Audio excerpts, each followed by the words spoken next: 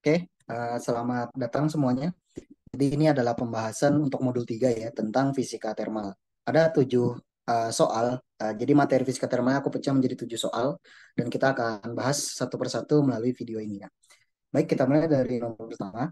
Jadi yang pertama ini kita akan pelajari dulu tentang teori kinetik gas yang nanti akan dihubungkan sedikit dengan fisika statistik melalui distribusi Maxwell-Boltzmann.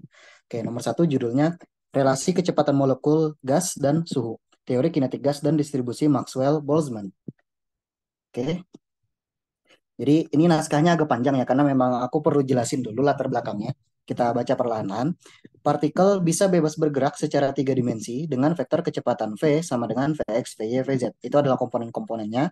Dan jika kita hitung besar kecepatannya, itu bisa kita gunakan Pitagoras tiga dimensi ya. V sama dengan akar vx kuadrat plus vy kuadrat plus vz kuadrat.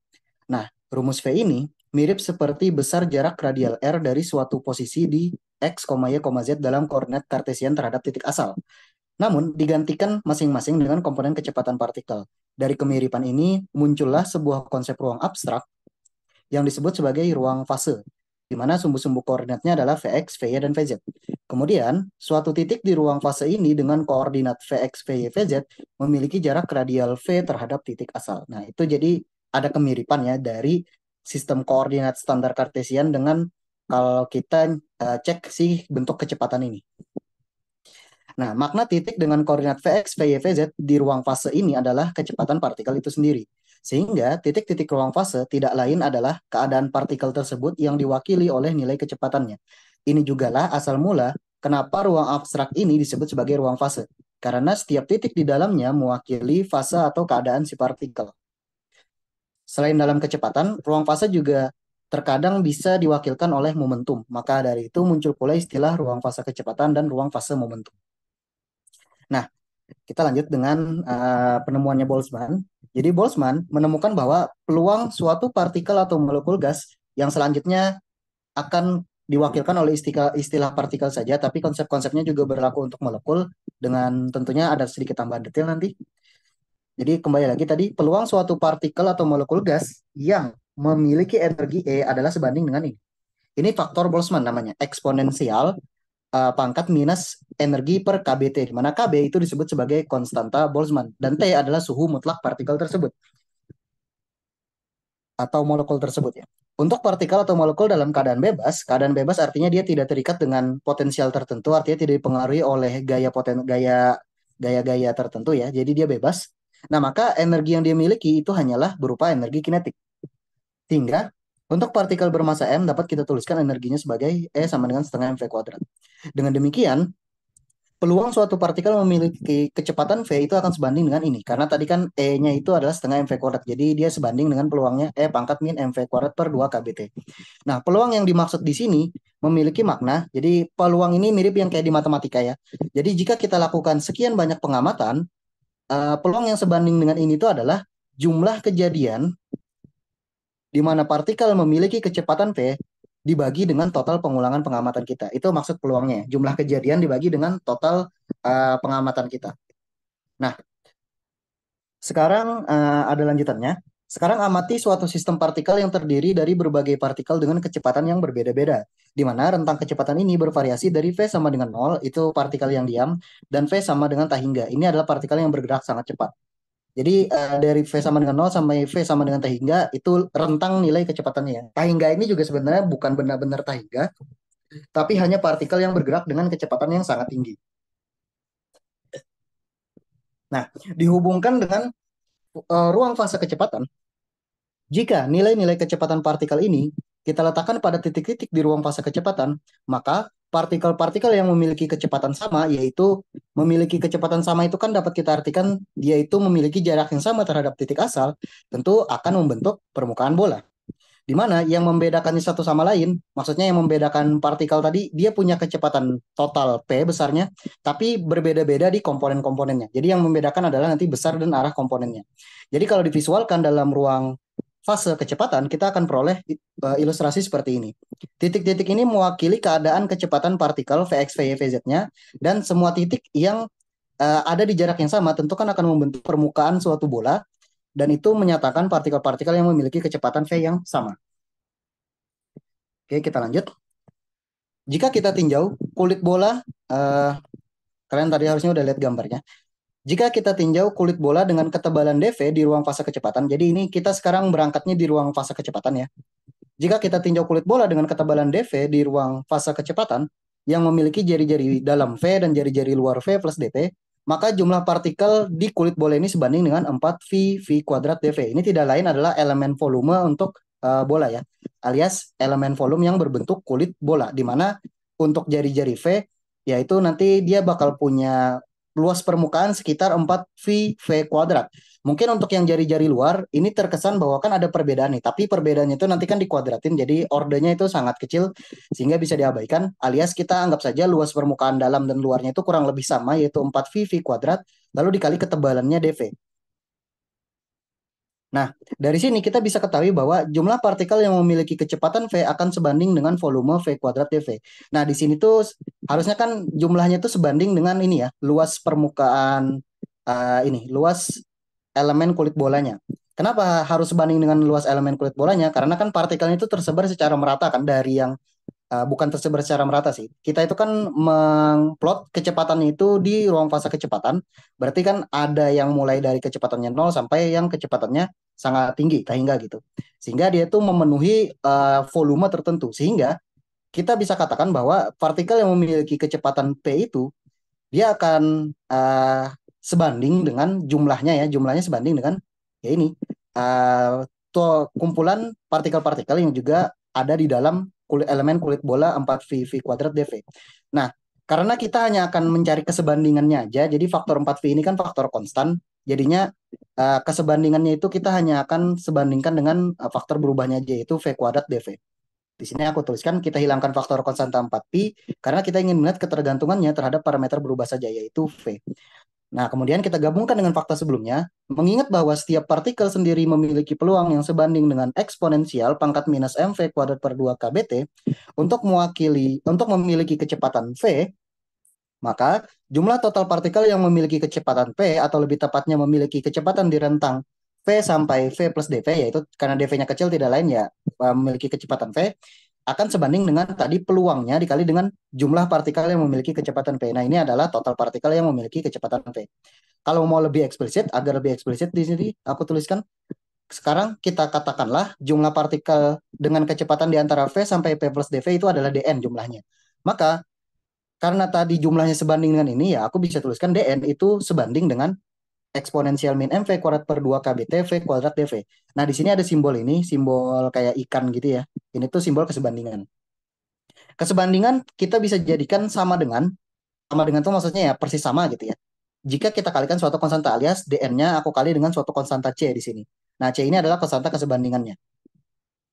Sekarang misalkan jumlah total partikel adalah n, yang adalah total semua partikel yang memiliki kecepatan dari V sama dengan 0 sampai P sama dengan T hingga. Maka jumlah total N tidak lain adalah ya kita integralkan si kecepatan ini dari 0 sampai T hingga ya. Karena kan kita ingin menjumlahkan semuanya. Ingat, si integral itu tidak lain adalah penjumlahan sumasi, tapi dia penjumlahan untuk fungsi yang kontinu.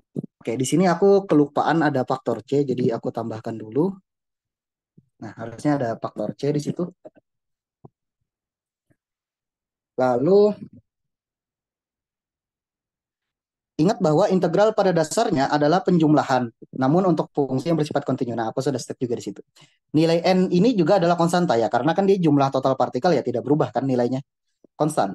Nah, sekarang kita bisa hitung peluang suatu partikel dalam suatu sistem memiliki kecepatan di rentang V sampai V plus dV ya. Maksudnya dia punya kecepatan tepat V itu sendiri ya. Nah, misalkan peluangnya itu adalah dP. Karena kenapa kita tulis dP? Karena ini kan peluangnya peluang infinitesimal ya untuk suatu partikel aja gitu. Maka sesuai definisi peluang, si dP ini adalah jumlah tadi partikel yang memiliki kecepatan V per totalnya. Maka ini bisa dituliskan sebagai C per N eksponensial ini semua. Nah, C per N ini kan konstanta juga. Aku bisa tuliskan aja sebagai C aksen. Dengan C aksennya adalah C per N. Tentunya peluang untuk menemukan partikel dari yang kecepatannya V sama dengan 0 sampai T hingga. Oke, ini aku ada sedikit typo. Kita benerin dulu.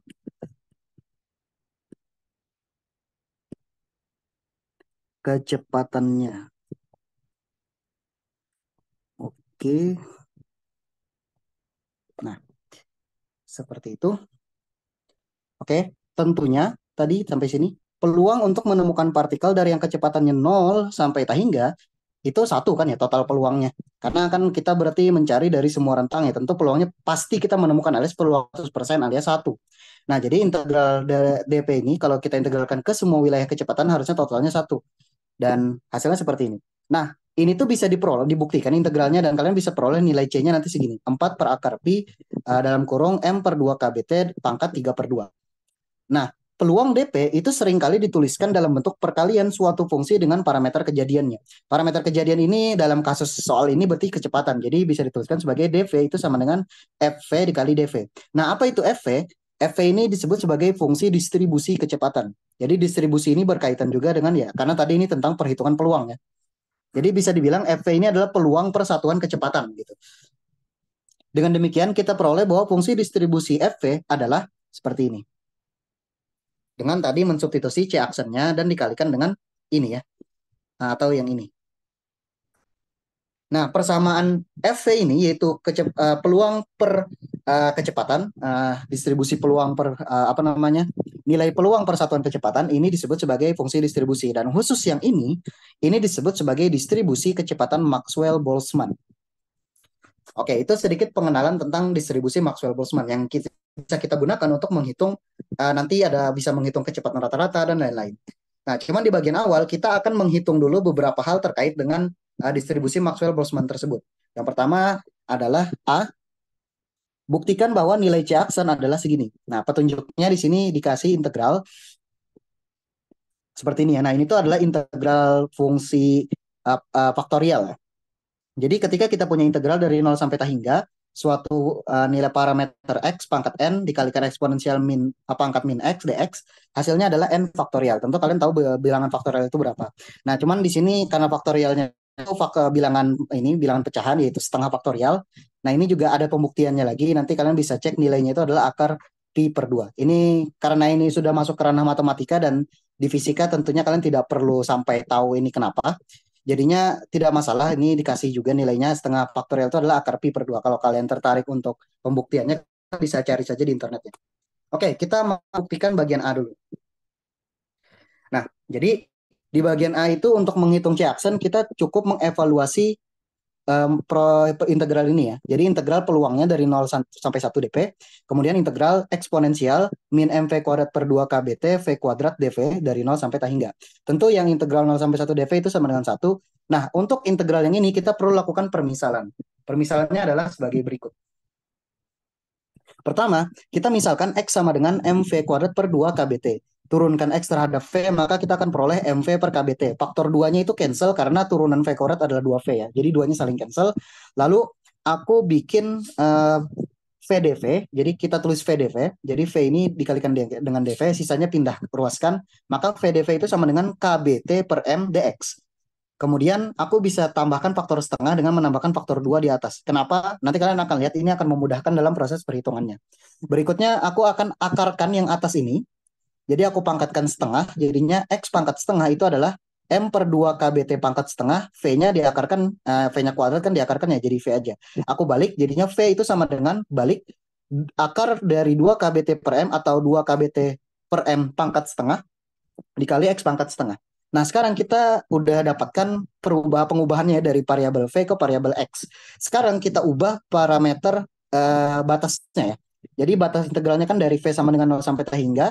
Ketika V-nya 0, tentu X-nya juga 0. Tinggal substitusi aja ke dalam sini. Juga ketika V-nya T hingga, X-nya juga T hingga. Kalian bisa substitusi aja ke dalam relasi X dan V. Kalau V-nya T hingga, X-nya juga T hingga. Sehingga integral ini, nah di sini tuh triknya adalah, ini kan V kuadrat dV. Jadinya aku bisa keluarkan satu V dan juga VDV di sini. Nah, sehingga nanti aku bisa substitusi V-nya dari sini, kemudian VDV-nya dari sini. Dan kita peroleh, jangan lupa ini nanti jadi X ya. Jadinya integralnya adalah integral 0 sampai tak hingga, E pangkat min X, kemudian V-nya adalah ini, 2 KBT per M pangkat setengah dikali X pangkat setengah, lalu VDV-nya adalah ini.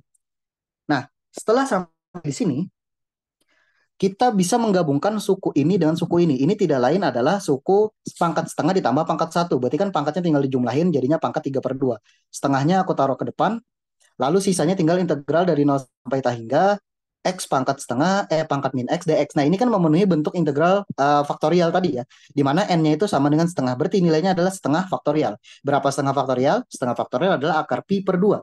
Sehingga kita bisa peroleh, kalikan ke depan, ini jadi akar pi per 4 ya. 4-nya karena dikali 2 lagi. Nah, kembali ke persamaan awal, jadinya aku peroleh 1 sama dengan C aksen dikali akar pi per 4 dikali dalam kurung 2 kbt per M pangkat 3/2. Dibalik, sehingga C aksennya adalah 4 per akar pi M per 2 kbt pangkat 3/2. Nah, seperti itu ya teman-teman mendapatkannya.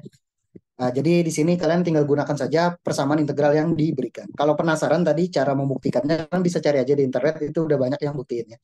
Oke, kita lanjut ke bagian B. Ini agak panjang memang soalnya, karena bosnya itu memang pengen sampai kalian ngerti tentang teorema ekuipartisi ya. Oke, kita lanjut.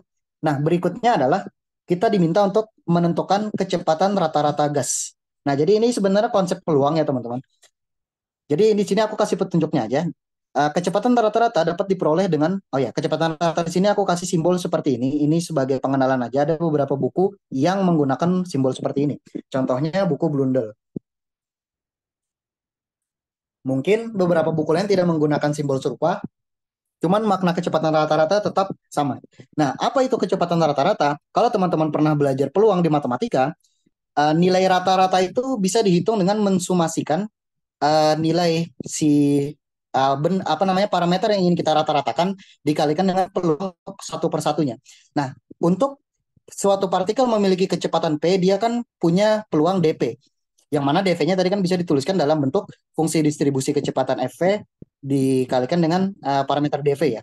Nah, karena sumasi ini untuk fungsi kontinu, maka ya berubah jadi integral. Dari mana? Tentunya dari di semua keadaan, dari kecepatan 0 sampai kecepatan tak hingga.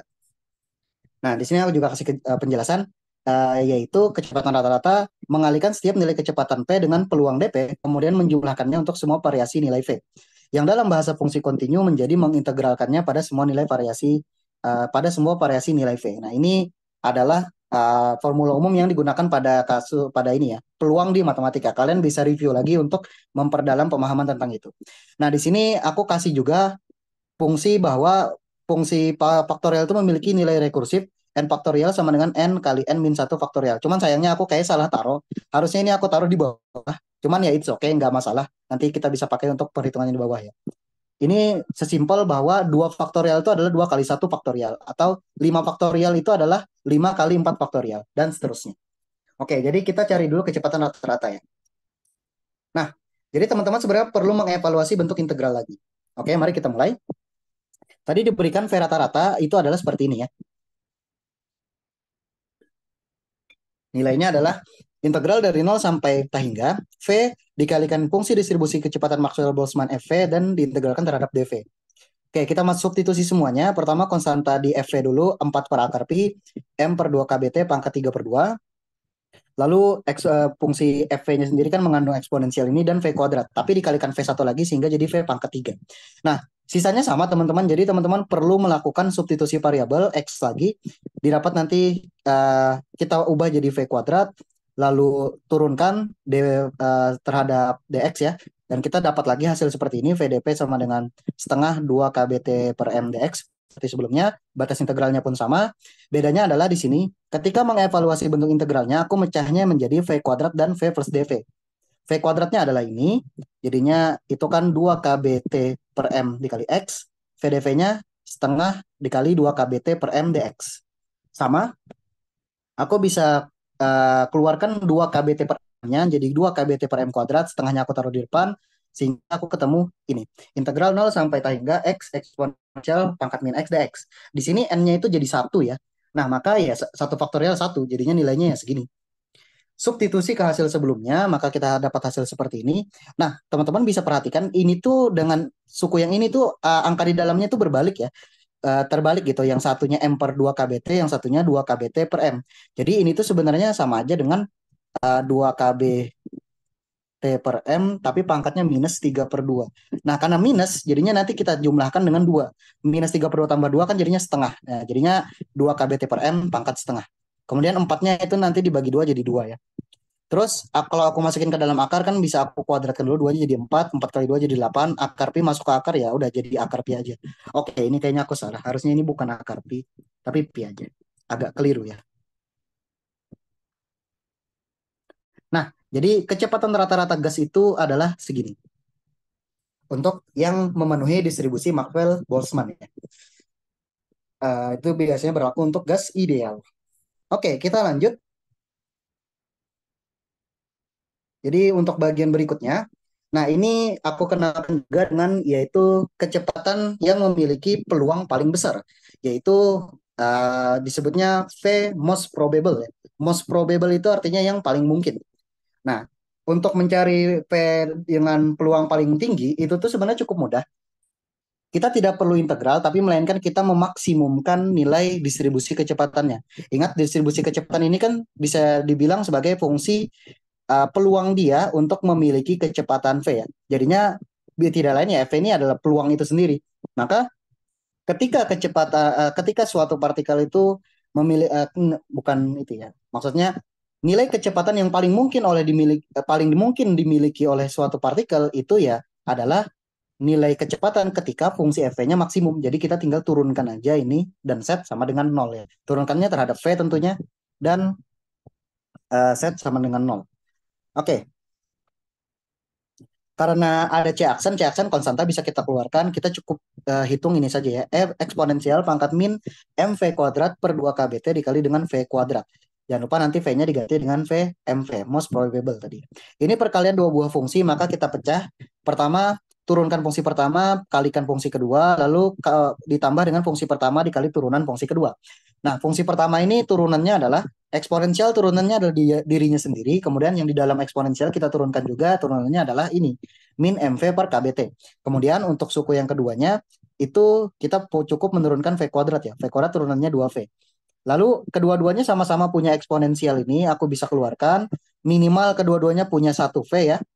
Ini ada V, ini ada V, namun tidak ada V kuadrat. Jadi kalau aku keluarkan V eksponensial min MV kuadrat per 2kbt, suku pertama itu tersisa nanti min M per KBT dikali V kuadrat di sini. Kemudian suku yang kedua itu sisa 2. Nah, ini sama dengan 0. Artinya, ini kan tidak bisa 0 ya. Kalau V-nya 0 ya nggak jadi kan. Kalau eksponensialnya juga nggak bisa 0 kan. So, jadinya yang 0 itu adalah yang di dalam kurung ini. Min M per 2 per KBT V kuadrat plus 2 itu sama dengan 0. Nah, ini dari sini kita dapat dengan mensubstitusi V-nya itu saat kejadian ini terjadi adalah VMV. Berarti V most probable-nya adalah akar 2 KBT per M. Ini adalah kecepatan yang memiliki peluang paling tinggi untuk terjadi ya. Tapi peluang paling tinggi belum tentu dia menjadi kecepatan rata-rata. Beda kan ya. Kalau kecepatan rata-rata tadi nilainya 8 per akar 8 per pi. Kalau ini akar 2 ya. Kalau kita hitung konstantanya aja. Nah, sekarang kita lanjut. Jadi sekarang yang ketiga itu adalah kita diminta untuk menentukan kecepatan efektif gas atau kecepatan RMS. Nah, kecepatan efektif gas ini yang nanti akan kita pakai sebagai kecepatan T-gas ya. Nah, apa itu kecepatan RMS? Kecepatan RMS ini adalah ya ini akar dari kecepatan rata-rata kuadrat. Jadi kecepatan kuadrat yang dirata-ratakan kemudian diakarkan. Jadi pertama tuh kita harus mencari dulu kecepatan kuadrat yang dirata-ratakan ini atau rata-rata nilai kuadrat kecepatan itu berapa. Nah, kita tentu bisa gunakan formula ini ya. Nilai rata-rata dari V kuadrat itu adalah integral dari 0 sampai ta hingga V kuadrat dikalikan dengan peluangnya. Lalu diintegralkan ya dari 0 sampai ta hingga. Oke, mari kita hitung. Pertama kita hitung dulu nilai rata-rata kuadrat dari V ya. Berarti kita berjumpa dengan ini lagi. Nah, sama seperti sebelumnya kita keluarkan dulu konstanta di V-nya, yaitu 4 per akar pi dalam kurung M per 2 KBT pangkat 3 per 2. Jangan lupa di FV ini nanti ada V kuadrat, jadinya ketemu V kuadrat jadi V pangkat 4. Lalu gunakan substitusi yang sama seperti sebelumnya. Bedanya sekarang aku akan memerlukan V pangkat 3, jadinya V yang pangkat 1 aja dari yang pertama banget tadi kita taruh lagi sini, terus aku kalikan untuk mendapatkan V pangkat 3. Jadinya V pangkat 3 itu adalah 2 KBT per M pangkat 3 per 2 dikali dengan X pangkat 3 per 2. VDV-nya sama ya, masih setengah dikali dengan 2 KBT per M dx. Syarat batasnya juga sama, tidak berubah, tetap dari 0 sampai ta hingga. Dan kita substitusi semuanya. Nah, di sini tadi kenapa aku nyarinya V pangkat 3? Karena P pangkat 4 dan dV itu bisa aku pecah menjadi V pangkat 3 dan VdV. Maka V pangkat 3-nya menjadi ini aja maksudnya. VdV-nya jadi ini. Kita kumpulkan lagi 2 kBT per M-nya menjadi 2 kBT per M, pangkat 3 per 2 tambah 1 adalah 5 per 2, faktor setengahnya pindahin lagi ke depan. Nah, kita tersisa dengan nilai ini. Nah, ini tuh berarti kan adalah integral faktorial lagi, tapi ini tuh adalah N-nya 3 per 2. Berarti kita harus mencari 3 per 2 faktorial. Nah, seperti aku bilang sebelumnya, di sini kita perlu relasi rekursinya faktorial, yaitu 3 faktorial, 3 per 2 faktorial itu kan sama aja dengan 3 per 2 dikali setengah faktorial ya, nilainya dikurangin 1 ya. Kayak 5 itu sama 5 faktorial itu sama dengan 5 dikali, sorry aku ulangi, 5 faktorial itu kan sama dengan 5 dikali 4 faktorial ya. Ya maka ya 3 per 2 faktorial itu sama dengan 3 per 2 dikali dikurangi 1 setengah faktorial. Berapa setengah faktorial? Akar pi per 2. Nah, maka yang di atas nih nanti kita kalikan semua jadi 3 akar pi, yang di bawah jadinya 2 kali 2 kali 2 jadinya 8 ya. Substitusi semuanya, maka aku dapat nilai rata-rata dari V kuadrat itu adalah ini dikalikan dengan hasil integral tadi. Nah, di sini ini sama. Ini tuh sebenarnya 2 kBT per M, cuman pangkatnya min 3 per 2, sehingga nanti min 3 per 2 ditambah pangkat 5 plus 5 per 2 itu jadinya pangkat 1. Jadinya 2 kBT per M pangkat 1 alias ya tidak perlu dikurung lagi. Kemudian akar pi-nya cancel, nanti 4 dan 8-nya cancel, sisa 2 di bawah jadinya 3 per 2. 2-nya cancel jadinya 3 kBT per M. Nah, VRMS adalah akar dari nilai kuadrat V, nilai rata-rata dari kuadrat V. Jadinya kita dapat VRMS-nya adalah akar 3 kBT per M. Nah, nilai-nilai ini nanti akan kita gunakan pada perhitungan-perhitungan selanjutnya. Oke, kita lanjut dulu teman-teman. Oke, bagian berikutnya. Pada aplikasi yang lebih lanjut, yang disebut sebagai kecepatan partikel gas itu adalah si VRMS. Nah, alasannya itu bukan kecepatan rata-rata yang dipilih, adalah konsekuensi dari bentuk distribusi MB yang merupakan fungsi normal atau Gaussian, di mana fungsi Gaussian memiliki kesimetrian terhadap titik maksimumnya. Jadinya karena dia memiliki kesimetrian terhadap titik maksimumnya, biasanya kita tidak mengambil fungsi pangkat satunya. Nah, dan yang lebih akurat untuk nilai rata-rata, jadi nilai rata-rata itu kurang akurat untuk dipilih. Ini alasannya lebih ke alasan statistik sih. Kalau kalian mau tahu lebih dalam tentang ini bisa dipelajari aja. Nilai RMS itu menjadi lebih pilihan yang lebih baik. Selain itu, nah ini sebenarnya alasan yang lebih fisikanya. Jadi alasan kenapa yang dipakai itu nilai VRMS adalah karena nanti kita itu akan berurusan dengan energi kinetik ya. Yang mana energi kinetik nanti akan digunakan sebagai energi internal atau energi dalam. Nah, di energi kinetik itu kan kecepatannya bentuknya kuadrat. Sedangkan energi internal ini nanti atau energi rata-rata energi kinetik ya, oke, aku balik. Energi internal itu sendiri adalah nanti dihitung sebagai energi kinetik rata-rata partikel. Rata-rata energi kinetik partikel. Maka dari itu, karena kita mencari nilai rata-ratanya nanti dari energi kinetik, dan di energi kinetik itu suku kecepatannya kuadrat, maka kita nanti akan lebih berurusan dengan si VRMS ya, bukan dengan V yang rata-rata di bagian B ini. Tapi kita lebih menggunakan yang hasil bagian B. Begitu. Jadi alasannya tuh kalau di fisikanya karena kita akan menghitung nilai rata-rata energi kinetik. Nah, berangkat dari situ, di bagian E kita diminta untuk hitunglah energi internal untuk satu partikel gas. Aku sebut sebagai E1. Oke, mari kita hitung. Nah, ini semudah ini. Jadi E1 itu kan tadi energi internal untuk satu partikel adalah nilai energi kinetik rata-ratanya. Berarti kan nilai energi rata-rata dari setengah MV kuadrat. Setengah MV kan konstan kan, bisa kita keluarkan dari proses rata-rata.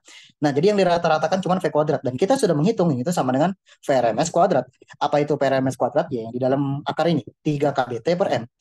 Jadinya kita dapat M-nya cancel. Jadi untuk satu partikel gas dia itu punya energi kinetik 3 per 2 kBT ya. Yang mana energi kinetik ini disebut sebagai energi internal atau energi dalam. Oke, lanjut. Nah, jika terdapat N partikel gas, tentukan energi total sistem gas E. Nyatakan dalam N, KB, dan T. Ya, kalau ini energi total sesimpel kalian tinggal kalikan saja. Setiap partikel gas punya energi internal E1. Kalau untuk N partikel gas tentu punya totalnya N dikali N E1 ya. Jadinya 3 per 2 N KBT. Berikutnya. Nah, ini sedikit konversi aja, pengenalan juga. Jadi suku NKB itu dapat digantikan menjadi NR, di mana N itu adalah jumlah mol gas dan R itu disebut sebagai konstanta gas universal. Jika diketahui KB itu adalah segini, nah ini nilai konstanta Boltzmann ya, 1,38 kali 10 pangkat min 23 Joule per Kelvin, satuan suhu ya. Dan jumlah partikel dalam 1 mol adalah Na. Jadi Na itu disebut sebagai bilangan Avogadro. Artinya setiap 1 mol partikel atau molekul gas itu nanti dia itu akan memiliki 6,02 kali 10 pangkat 23 partikel atau molekul per molnya. Nah, dari sini kita bisa menentukan nilai R. Tentukan juga rumus energi gas dalam NR dan T. Oke, kita lanjut. Jadi sesimpel kita tinggal ganti aja ini NKB sama dengan NR. Nah, N kalau kalian pernah belajar juga di kimia di stoikiometri, ini jumlah mol itu adalah jumlah partikel per bilangan Avogadro ya. Jadi nanti kita cancel bilangan bilangan jumlah partikelnya sehingga R itu sama dengan Na dikali dengan Kb. Dan kalau kalian hitung itu sekitar 8,31 8,31 Joule per mol Kelvin. Dan kalau misalkan oke, di sini harusnya aku belum tuliskan F ya, ini baru masih 3. Kita belum berurusan dengan derajat kebebasan. Jadi nanti E-nya dapat dituliskan sebagai 3/2 nRT. Oke, kita lanjut ke bagian terakhir, teori kinetik gas. Nah, ini yang paling penting, karena nanti ke depannya konsep tentang derajat kebebasan itu akan mempengaruhi perhitungan kita, karena setiap gas itu nanti punya nilai derajat kebebasan yang berbeda-beda. Oke, jadi di sini aku jelasin dulu pengenalannya. Pada perhitungan sebelumnya, kita hanya mempertimbangkan sistem gas yang susunnya adalah partikel yang bergerak translasi secara 3 dimensi. Dari hasil tersebut, kita peroleh bahwa untuk suatu partikel gas, dia akan memiliki energi internal 3/2 kBT. Nah, energi internal ini sebenarnya merupakan total dari 3 kontribusi derajat kebebasan gerak partikel secara translasi di ruang 3 dimensi. Jadi di ruang 3 dimensi kan dia bisa bertranslasi di 3 sumbu ya, sumbu X, Y, Z. Jadi kita anggap bahwa dia itu punya 3 derajat kebebasan gerak translasi. Translasi adalah gerak berpindah posisi ya, posisinya benar-benar pindah. Kemudian 1 derajat kebebasan degree of freedom pada gerak translasi adalah gerak partikel di tiap sumbu koordinat. Dan karena partikel bergerak di 3 sumbu berbeda, seperti yang tadi aku bilang, maka gerak translasi dalam 3 dimensi menyumbang 3 derajat kebebasan. Nah, jadinya karena 3 derajat kebebasan, makanya diperoleh 3/2 kBT. Karena setiap derajat kebebasan itu menyumbang energi internal sebesar setengah kBT. Dengan demikian, secara umum, untuk sistem gas dengan F derajat kebebasan, energi internal satu partikel atau molekulnya adalah F/2 kBT. Nah, itu secara umum. Nah, ini aku ngejelasin sedikit tentang jenis-jenis gerakan yang mungkin untuk sistem partikel ya. Jadi kalau gasnya itu satu partikel, memang dia cuma bisa gerak translasi doang. Tapi ketika dia udah gas diatomik, misalkan yang terdiri dari 2 partikel, jadi dalam satu molekul ada 2 partikel, semisal atom hidrogen, hidrogen itu kan H2, atau oksigen O2, atau nitrogen N2 dan lain sebagainya. Mereka eksis berpasang-pasangan. Nah, karena berpasang-pasangan dia itu bisa berotasi. Kalau gerak translasi biasa ya ada 3 derajat kebebasan.